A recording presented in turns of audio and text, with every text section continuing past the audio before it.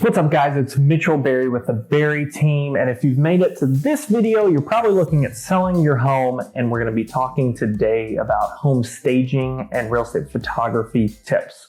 So there's not a ton to it, but there are some very important things that we want to go over to make a big difference, so let's dive right in. So first of all, when we're talking about home staging, we get asked the question all the time, should we stage our home?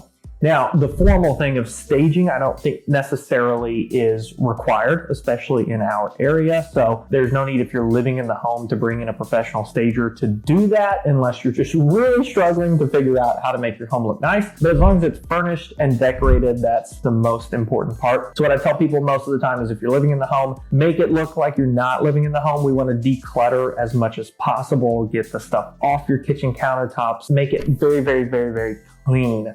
That's the most important thing. Now, if you're not living in the home and the home is vacant, I think it's crucial that you stage that home, specifically a few rooms. You want to look at your kitchen, dining room, living room, and your primary bedroom or primary suite. Those are the rooms that are most important to most people. So you want to have a feeling of what is it like if I'm actually living in this home. When you come into a home and it's vacant, we have clients all the time that they're trying to figure out where to put furniture, what size bed will fit in the room, how they're going to set up their couches in their living rooms. If you've already got that sorted out and we can remove those questions from the buyer, that's huge. It's one less thing for them to think about. So I always tell people, if you can remove as many questions, as many concerns from the buyer as possible, then the only question they really have is what price am I going to offer this seller for their home?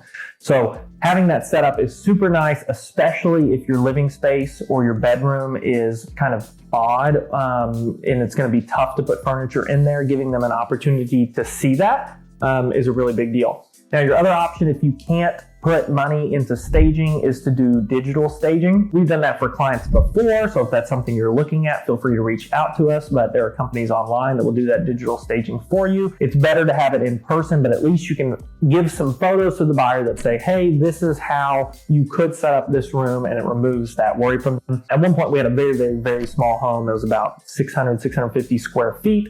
And so the living kitchen space was pretty small. So providing that option of here's a layout that could work was very helpful, because then when people are looking at it and they're asking those questions, we can pull up the photos, go over what it looks like once we get furniture in there. So make sure that that's something that you take into account. Also, personal photos. It's fine to have a few personal photos here and there, but especially if you've got a big gallery wall of a bunch of family photos, take those down.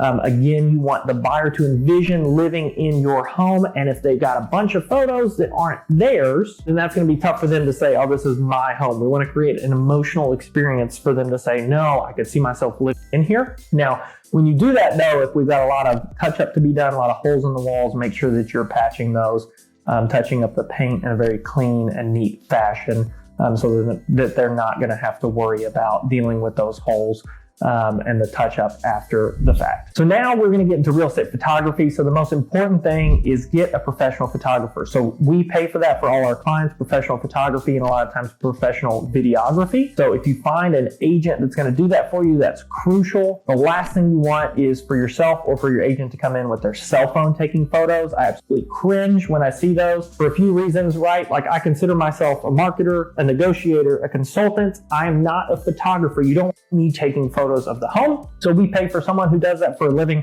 to come in and really maximize the potential of the home. They're using professional equipment. They're using professional editing software, wide angle lenses. A lot of times they'll do HDR photos, which takes multiple photos at different lights to combine those together to create a very clean look. And as well as that wide angle lens really opens up the room, allows people to see the full landscape of what they're looking at rather than just a portion of the room. And it makes the room feel a lot bigger, more open and airy. So that's very important. And then when we're prepping for that photography appointment, a few things to note. You want lights on, fans off. Fans on is great for video, but for the photos, we don't want to see the blur of the fan blades moving. So make sure those fans are off.